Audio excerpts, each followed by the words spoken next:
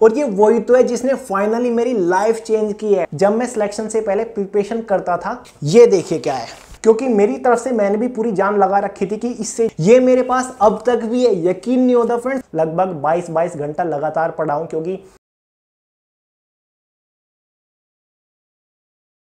नमस्कार दोस्तों, जय हिंद। स्वागत है आपका आपके अपने चैनल वे टू सक्सेस पर। फ्रेंड्स, कुछ ही दिन पहले मैंने एक वीडियो अपलोड किया था जिसमें मैंने आपके साथ मेरे 15 government job exams back to back crack करने की जर्नी शेयर की थी। जिस वीडियो को काफी ज्यादा लोगों ने पसंद किया था और काफी सारे लोग बार बार कमेंट करके बोल रहे कि इसी टाइप की और भी काफी सारी वीडियो लेकर आइए। जैसे कि मैं मेरे सिलेक्शन से पहले कैसे प्रिपरेशन करता था, मेरी स्ट्रेटजी क्या थी, कौन सी बुक से मैं पढ़ता था, कितना टाइम में पढ़ता था, और भी काफी सारी टाइप्स की डिमांड आ रही है। तो फ्रेंड्स, फाइनली आज आपके लिए प्रॉपर वीडियो लेकर आ ही गए हूं कि आखिर में मेरे सिलेक्शन से पहले कैसे प्रिपरेशन करता था, मेरा सेल्फ स्टडी करने का तरीका क्या था, कैसे मैं नोट्स बनाता था। तो ये सभी चीजें इस वीडियो में आपके साथ प्रॉपर स्टोरी के साथ शेयर करने वाला हूं। फ्रेंड्स, आज भी गारंटी के साथ कह सकता हूं कि वीडियो आपको डेफिनेटली बहुत ही ज्यादा इंटरेस्टिंग और इंजॉयिंगफुल लगने वाली है, क्योंकि आज मैं काफी दिन बाद अपना पूरा पास्ट लेकर बैठा हूं और आपके साथ डिटेल के साथ शेयर करने वाला हूं। तो आपको मजा आने वाला है और डेफिनेटली आपको काफी सारा कुछ सीखने को भी मिलेगा, क्योंकि मैं आपके साथ मेरे खुद का एक्सपीरियंस शेयर करने जा रहा हूं। और फ्रेंड्स, वीडियो शुरू करने से पहले बता दूं, अगर आप एक गवर्नमेंट जॉब एस्पिरेंट है तो चैनल को सब्सक्राइब जरूर कर लीजिएगा, क्योंकि अब आपकी मंजिल बिल्कुल भी दूर नहीं है।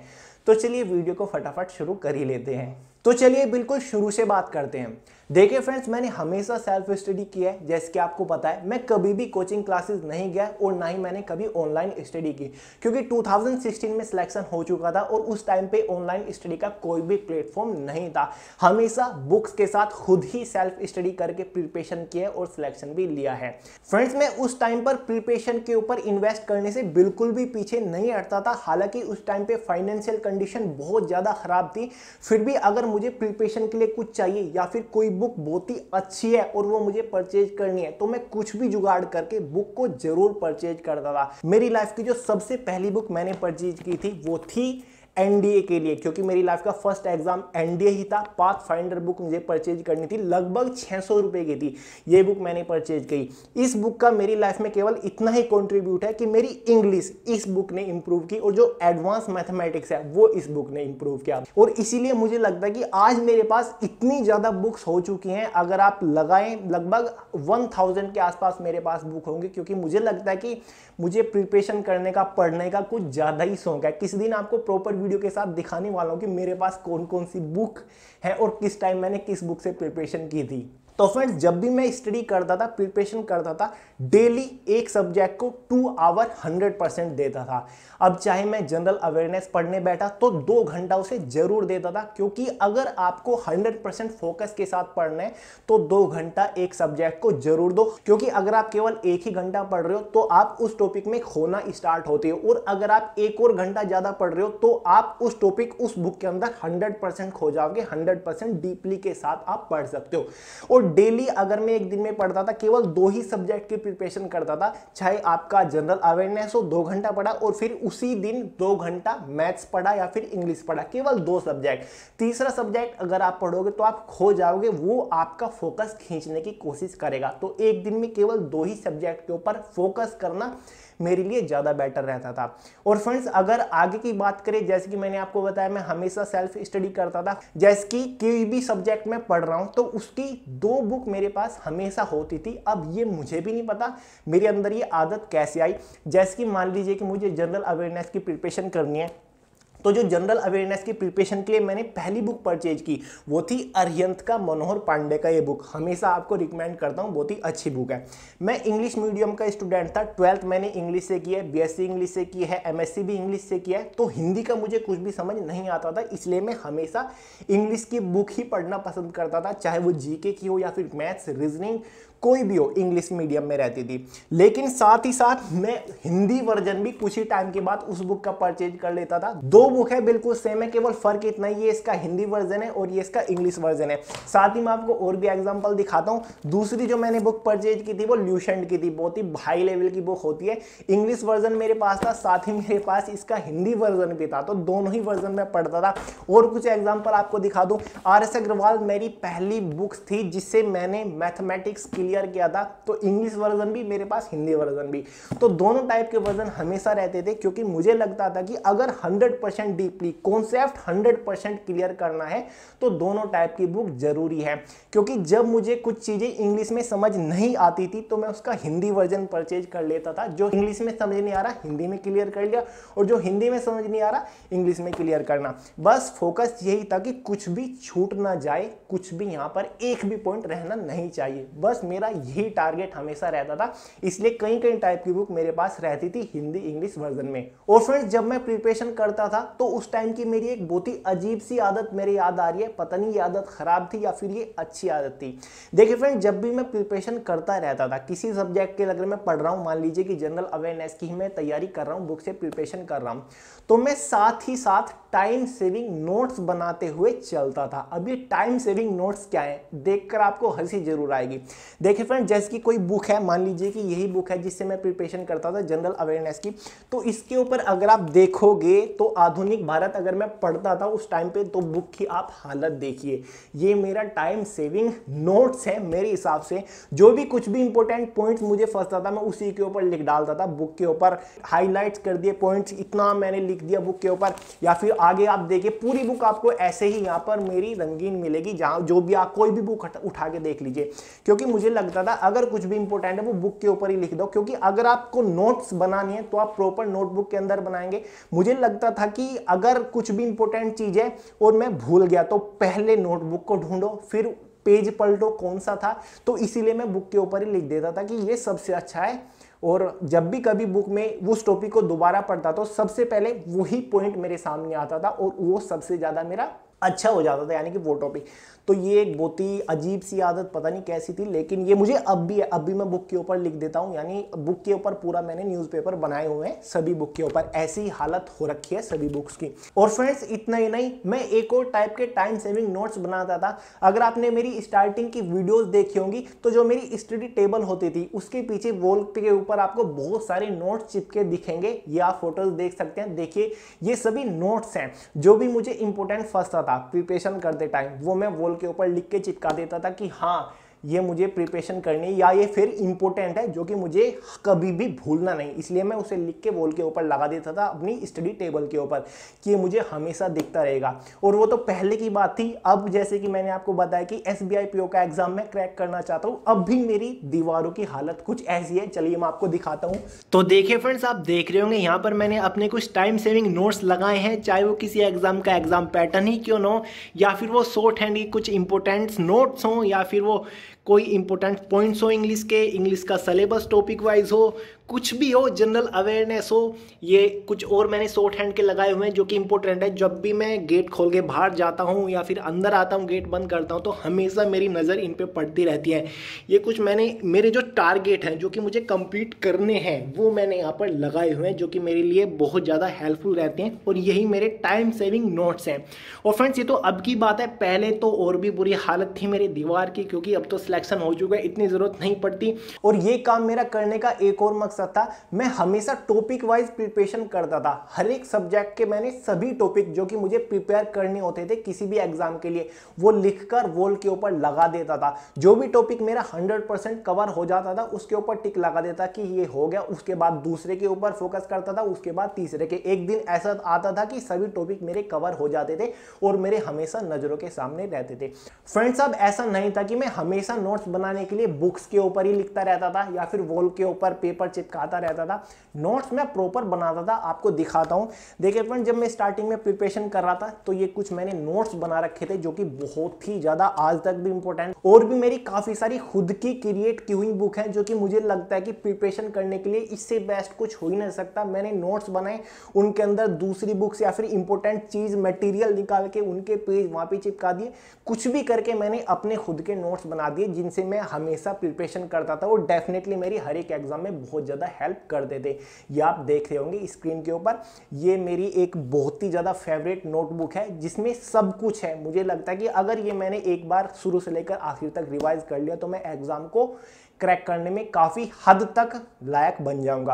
अब ऐसा नहीं था कि हमेशा मैं बुक्स के ऊपर ही लिखता था नोट्स बनाने के लिए, या फिर वॉल के ऊपर कागज चिपकाता रहता था नोट्स बनाने के लिए, प्रॉपर नोट्स बनाता था।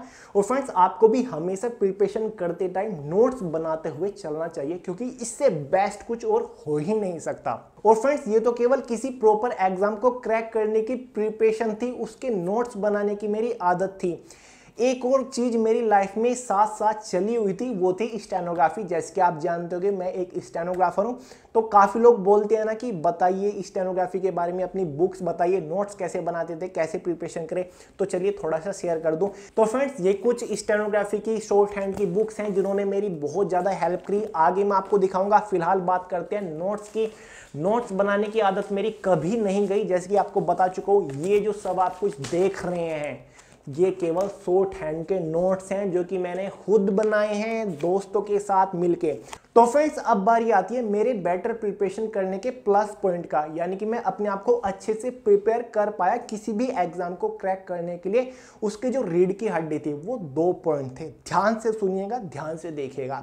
फ्रेंड्स, जब भी मैं किसी एग्जाम को क्रैक करने के लिए टारगेट बना लेता था, यानी कि वो एग्जाम मेरे नजदीक आ जाता था, तो मैं उस एग्जाम का प्रॉपर एक प्रैक्टिस सेट जरूर कहीं से भी मुझे ढूंढ के लाना होता था, जरूर लाता था। या फिर उस एग्जाम का अगर प्रॉपर प्रैक्टिस सेट अवेलेबल नहीं है तो उसके सिमिलर किसी और एग्जाम का प्रैक्टिस सेट जरूर लाता था, क्योंकि डेली रात को मैं एक प्रैक्टिस सेट सोल्व जरूर करता था और मुझे लगता था कि ये मेरा प्लस पॉइंट था। मैं आपको दिखाता हूं कौन कौन से प्रैक्टिस सेट मेरे पास अब तक जो मुझे ढूंढे मैंने, अब वो मुझे मिले। फ्रेंड्स, आज तक जितने भी मैं कॉम्पिटिटिव एग्जाम दे चुका हूं, मेरी एक आदत है उनको हमेशा एनालाइज करते रहना। जब भी कोई मेरा एग्जाम नजदीक आ जाता था और उससे पहले मैंने जितने भी कॉम्पिटिटिव एग्जाम दिए थे उनको मैं संभाल के रखता था और हमेशा उनको एनालाइज करते रहता था कि मैंने कौन कौन सी मिस्टेक की थी, क्या क्या गलती की थी और मुझे वो दोबारा नहीं दोहरानी है। इसका जबरदस्त उदाहरण आपको दिखाता हूं। फ्रेंड्स, 2016 से पहले बहुत ज्यादा एग्जाम दिए मैंने, 17 में भी दिया, तो उस टाइम ज्यादातर ऑफलाइन एग्जाम होते थे। ये आप देख रहे हैं, ये सभी ऑफलाइन एग्जाम मैं दे चुका हूं और ये केवल वे हैं जो कि क्वेश्चन पेपर दे देते थे, क्योंकि काफी सारे एग्जाम ऐसे होते हैं जिनमें घर के लिए क्वेश्चन पेपर नहीं देते और काफी सारे मैंने घुमा दिए हैं। कुछ यहीं पर होंगे तो मैं आपको दिखाता हूं। तो देखिए, मेरी लाइफ का पहला एग्जाम जो था एनडीए का था, वो मुझे मिल नहीं रहा, पता नहीं कहां पे चला गया होगा कहीं पे।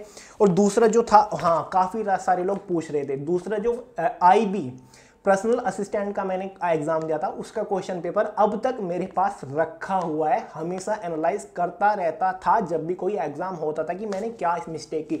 बड़ा जबरदस्त एग्जाम गया था, मेरे मार्क्स बहुत जबरदस्त थे, लेकिन उस टाइम पे स्टेनोग्राफी का अता पता नहीं था। तो ये क्वेश्चन पेपर रखा हुआ है उसका। और ये हाँ आईबी का ही है, ACIO 2017 में एग्जाम दिया था। इस एग्जाम में मैं डिस्क्वालीफाई हो गया था, लेकिन उस टाइम तक मेरा सिलेक्शन हो चुका था। और उसके बाद ये पता नहीं, शायद CDS का एग्जाम होगा क्वेश्चन पेपर, अब मुझे याद नहीं। और ये क्या आ गया, हाँ फ्रेंड्स, सबसे इंटरेस्टिंग चीज, SSC स्टेनोग्राफर का एडमिट कार्ड 2016, यही तो है सब कुछ। ये एडमिट कार्ड अब तक भी मेरे पास रखा हुआ है। और ये भी किसी चीज का एडमिट कार्ड है, ये ASRB का एडमिट कार्ड है स्टेनोग्राफी का। साथ ही हाँ, ये किसी इंटरव्यू का एडमिट कार्ड है जिसको मैंने दिया था शायद, जूनियर असिस्टेंट का। और ये क्या आ गया, UPSC CDS का एडमिट कार्ड है, ये एग्जाम मैंने मिस कर दिया था। उसके बाद और भी काफ़ी सारे क्वेश्चन पेपर है, मुझे पता नहीं कौन कौन से क्वेश्चन पेपर है, बहुत सारे हैं। तो इनको मैं हमेशा एनालाइज करता था। आपको दिखाने का केवल मकसद यही है कि सभी मैंने इकट्ठे किए हुए थे और हमेशा देखता रहता था कि किस टाइप के क्वेश्चन पूछे गए था, उस टाइप के कौन से एग्जाम में किस टाइप के क्वेश्चन GS से या फिर मैथ से पूछे गए थे और क्या मैंने उस टाइप पे गलती कर दी थी, किस टाइप का क्वेश्चन मैं सोल्व नहीं कर पाया था। तो ये सभी चीज़ें मैं हमेशा एनालाइज करता रहता था। और कुछ और इंटरेस्टिंग चीज़ निकल के आ गई फ्रेंड्स, मैं आपको दिखाता हूँ। ये देखिए क्या है, ये सब कुछ है मेरी OMR सीट, यानी कि ऑफलाइन एग्जाम में तो उस टाइम पे OMR सीट की कॉपी मिल जाती थी। तो देखिए, मैंने अब तक आंसर मैच करने के लिए रखी हुई है, ये मुझे आज ही मिली। ये पता नहीं कौन से एग्जाम के, शायद IB के या फिर हाँ असिस्टेंट सब इंस्पेक्टर की OMR सीट। काफ़ी सारी रखी हुई है मेरे पास, तो बहुत सारी हैं। और भी काफ़ी सारी रखी हुई हैं। तो ये सभी चीज़ें मैंने रखी हुई थी। आज जब निकाला तो काफ़ी सारा मटेरियल निकल के आ गया। फ्रेंड्स, मेरे एक और काफ़ी कमाल का किस्सा याद आ रहा है। जब मैं सिलेक्शन से पहले प्रिपरेशन करता था, और ये मेरे लिए काफ़ी ज़्यादा बेनिफिशियरी भी रहा है। मेरा एक फ्रेंड है जो कि उस टाइम मेरे साथ प्रिपरेशन करता था, स्टेनोग्राफर है वो भी। तो हम क्या करते थे, एक दूसरे को चैलेंज देते थे। रात के टाइम में वो मुझे अपनी तरफ से कोई प्रैक्टिस सेट भेजता था। जिस भी एग्जाम के लिए हम प्रिपरेशन कर रहे होते हैं, चाहे वो एसएससी स्टेनोग्राफर है, एसएससी सीएचएसएल है या फिर एसएससी सीजीएल है, तो कहीं से ढूंढ के टफ से टफ, जितना टफ हो सके वो मुझे एक प्रैक्टिस सेट भेजता था। और उसके बाद मैं भी उसे एक टफ से टफ, ज़्यादा कॉम्प्लिकेटेड उसे एक प्रैक्टिस सेट भेजता था। तो दोनों अपने अपने बेसिस पर उसे सोल्व करते थे। फिर अगले दिन देखते थे कि किसने ज़्यादा स्कोर किया। तो वो काफ़ी ज़्यादा इंटरेस्टिंग रहता था कि आज किसने ज़्यादा स्कोर किया, क्योंकि मेरी तरफ से मैंने भी पूरी जान लगा रखी थी कि इससे ज़्यादा टफ सोल्व कर ही नहीं सकता, और उसने भी पूरी जान लगा रखी थी। तो कभी उसके मार्क्स ज़्यादा आते थे तो कभी मेरे मार्क्स ज़्यादा आते थे। तो काफ़ी ज़्यादा दोनों के लिए बहुत ही ज़्यादा बेनिफिशियरी रहा। हमेशा हम ये जरूर करते थे, जैसे कि मैंने आपको बताया, रात में 1 या 2 प्रैक्टिस सेट जरूर सोल्व करता था। फ्रेंड्स, एक क्वेश्चन और जो काफ़ी सारे लोगों का आ रहा था कि मेरा सबसे स्ट्रॉन्ग सब्जेक्ट कौन सा है। तो फ्रेंड्स, मेरा सबसे स्ट्रॉन्ग सब्जेक्ट है जनरल अवेयरनेस। मैं हमेशा जब भी सेल्फ स्टडी करता था तो सबसे ज़्यादा टाइम मैं जनरल अवेयरनेस और मैथमेटिक्स को देता था। हालांकि मैथमेटिक्स इतना अच्छा नहीं था, इसीलिए मैं ज़्यादा प्रायोरिटी इन दोनों सब्जेक्ट को देता था, क्योंकि दोनों ही सब्जेक्ट सबसे ज़्यादा कॉम्प्लिकेटेड होते हैं हर एक एग्जाम में, मैथ्स और जनरल अवेयरनेस। और अगर आप इन दोनों सब्जेक्ट पे जीत हासिल कर लो, इनको फोकस कर लो, तो बाकी के जितने भी, चाहे वो इंग्लिश हो, रीजनिंग हो, उनमें आपका मन ऑटोमेटिक लगना स्टार्ट हो जाएगा, क्योंकि आपका जो ब्रेन है वो एक्टिव हो जाएगा अच्छे तरीके से प्रिपरेशन करने के लिए। तो मेरा ज़्यादातर फोकस इन्हीं सब्जेक्ट के ऊपर रहता था। बात करें मैं प्रिपरेशन कितने टाइम करता था, एक दिन में कितना मैं पढ़ता था, अब फ्रेंड्स इसके ऊपर तो एक प्रॉपर वीडियो बन जाएगी कि मेरी प्रिपरेशन करने का टाइम क्या था, शेड्यूल क्या था, किस सब्जेक्ट को कितना टाइम देता था, कैसे प्रैक्टिस सेट सोल्व करता था, तो प्रॉपर वीडियो में बताऊंगा। लेकिन ज़्यादा प्रिपरेशन तो मैंने नहीं की, एक दिन में 5 से 6 घंटा मैं पढ़ता था, कभी कभी ज़्यादा भी हो जाता था। इस टाइम के टाइम में मैंने लगभग 22 घंटा लगातार पढ़ा हूँ, क्योंकि जब कोई एसएससी स्टेनोग्राफर का ही शायद मेरा स्किल टेस्ट था, तो 22 घंटे मैंने लगातार प्रैक्टिस की थी। तो किस दिन प्रॉपर वीडियो के थ्रू आपको बताऊंगा। तो ऐसे मैं प्रिपरेशन करता था, और भी काफ़ी सारी वीडियो लेकर आऊँगा कि कौन सी बुक आपके लिए बेस्ट रह सकती है। मेरे एक्सपीरियंस से मैंने हमेशा कौन सी बुक से प्रिपरेशन की, कौन से एग्जाम को क्रैक करने के लिए किस बुक को ज़्यादा प्रायोरिटी दी, ये जानना आपके लिए इंटरेस्टिंग भी रह सकता है और हेल्पफुल भी रह सकता है। बुक्स के ऊपर एक प्रॉपर वीडियो आपके लिए लेकर जरूर आऊँगा। तो फ्रेंड्स, फिलहाल तो यही था, यही मेरा तरीका था, यही मेरी जर्नी थी। ऐसे ही मैं प्रिपरेशन करता था, ऐसे ही मैं वॉल के ऊपर कभी चिपका देना, बुक्स के ऊपर लिख देना, ये नोट्स बनाने का मेरा तरीका था। नोट्स मैं हमेशा बनाता था, हमेशा सेल्फ स्टडी, कभी भी कोचिंग वगैरह नहीं किया। तो फ्रेंड्स, फिलहाल तो यही था। वीडियो कैसा लगा आपको नीचे कमेंट बॉक्स में कमेंट करके जरूर बताना। पसंद आया तो वीडियो को लाइक किए बिना मत जाइएगा, जितने व्यूज हैं इतने लाइक होने चाहिए वीडियो के ऊपर, और दोस्तों के साथ वीडियो को शेयर जरूर कर दे रहा हूँ। और अगर आप एक गवर्नमेंट जॉब एस्पिरेंट है तो चैनल को सब्सक्राइब जरूर कर लेना, क्योंकि आपका भी सिलेक्शन जल्दी होगा।